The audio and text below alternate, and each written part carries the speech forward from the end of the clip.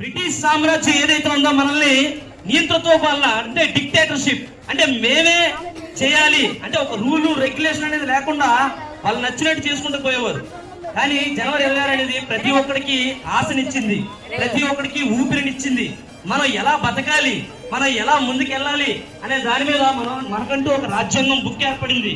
దాన్ని పీఠికగా చేసుకుని మనం అందరం కూడా ఈ రోజు వరకు మన జీవన విధానం అనేది కొనసాగుతుంది. ముఖ్యంగా ఇక ఈ రిపబ్లిక్ డే గురించి కాదు కానీ మన గ్రామం గురించి మాట్లాడుకుందాం. ఇక్కడ అంటే చాలా మంది పిల్లలు చెప్తున్నాం, మా నాన్నే మీకులాగే ఏటకెళ్ళి అక్కడికి వెళ్ళి 150 రూపాయలు 100 రూపాయలు వస్తే మమ్మల్ని చదివించాడు మా నాన్నగారు. అరే మీరు ఎందుకు ఎదగలేరు, నేను ఎదిగినప్పుడు మీరు ఎందుకు ఎదగలేరు? అరే నేను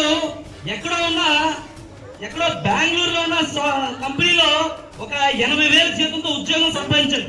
ఇదే స్కూల్లో 1వ తరగతి నుంచి చదివాను. అరే మీరు ఎందుకు చదవరు? ఎంతో మంది మన పిల్లలు పూర్వ విద్యార్థులు ఎంతో మంది సాధించారు మన గ్రామం నుంచి. అరే మీరందరూ కూడా ఎందుకు తప్పుడు విధానంలో వెళ్తున్నారు? అది కరెక్ట్ కాదు. మీరు ఇంటి దగ్గర మీ తల్లిదండ్రులు చెప్పకపోవచ్చు, కానీ ఇక్కడ ఉపాధ్యాయులు ఉన్నారు. ఉపాధ్యాయుల మీద కూడా చేయి చేసుకునే స్థాయికి వచ్చారని తెలిసింది. అలాంటి వాడు ఎవడైనా కనబడితే నేను చెప్తున్నా కేసులు పెడతాం. ఉపాధ్యాయుల మీద ఎవరైనా చేయి చేసుకున్నారని తెలిస్తే కేసులు పెడతాం, జైల్లో వేస్తాం, కొడతాం. ఇక్కడ నుంచి బీట్ పోలీసులను తీసుకొస్తాం. గుర్తు పెట్టుకోండి, ఎవరైనా సరే క్రమశిక్షణ అనేది తప్పారా అది నేరం. ఉపాధ్యాయుడు వాడు ఎలాంటి వాడంటే మన అమ్మ నాన్న కంటే ఎక్కువ. ఈ రోజు నేను ఇలా మాట్లాడుతున్నాను, ఇలా పనిచేస్తున్నాను, కుటుంబాన్ని పెంచుతున్నాను, పోషిస్తున్నానంటే దానికి కారణం ఉపాధ్యాయుడు. ఈ స్కూల్లో అయిపోతుంది ఇలాంటి ప్రవర్తన చేసినప్పుడు మారాలి. ఇప్పుడు కాకపోతే ప్రపంచం ఎక్కడికో పోతుంది. పిల్లలు ఎక్కడో బెంగళూరు కానీ హైదరాబాద్ లో కానీ మెట్రో సిటీస్ లో కానీ కాకినాడలో కానీ అది ఇంగ్లీష్ ఎంత అద్భుతంగా మాట్లాడుతున్నారు, ఎంత బాగా చదువుకుంటున్నారు. అరే మనం ఎందుకు చదువుకోలేం? మనం ఇంతేనా 10వ తరగతితో ఆపేయాలా, లేకపోతే ఇంటర్మీడియట్ ఆపేయాలా? లేకపోతే చిన్న ఏజ్ లోనే అరే మీరు స్కూల్కి వచ్చినప్పుడు ఇక్కడికి మొత్తం పిల్లలందరూ కూడా ఆ గేట్ తీసి బయటికి వెళ్ళిపోవడం మీకు పని ఏంటి? ఈ వయసులో చదువుకోవడం తప్ప మీకు ఏం కావాలి? ఏం అవసరం లేదు, చదువు మాత్రమే కావాలి. చదువు నీకు నిలబడుతుంది, చదువు అనేది నేను ఎక్కడికైనా తీసుకెళ్తుంది, చదువు అనేది నీ ఇంట్లో కష్టాలు నింపుతుంది, చదువు అనేది నీకు 4 ముద్దలు నోట్లు పెడుతుంది.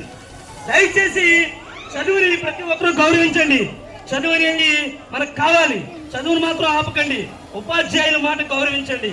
మనం ఎక్కడి నుంచో అరే మన అమ్మ నాన్న కూలి పనికి పోతున్నారే, మన అమ్మ నాన్న యాటికి వెళ్తున్నారే, మన అమ్మ నాన్న ఎక్కడో ఈ ఫ్యాక్టరీలో ఉండే ఉద్యోగాల్లో నూనె ప్యాకింగ్ చేస్తున్నారే అని మీరు బాధపడద్దు. మీకు కళ ఉండాలి, మీకు ఆశ ఉండాలి. ఆ ఆశ మిమ్మల్ని బతికించాలి, అది మిమ్మల్ని ముందు తీసుకెళ్తుంది. అది నేను చెప్పేది. మనం పుట్టే ప్రదేశాన్ని బట్టి మన జీవితం నిర్ణయించబడకూడదు. మనం పుట్టే ప్రదేశాన్ని బట్టి మన జీవితం అనేది నిర్ణయించబడకూడదు.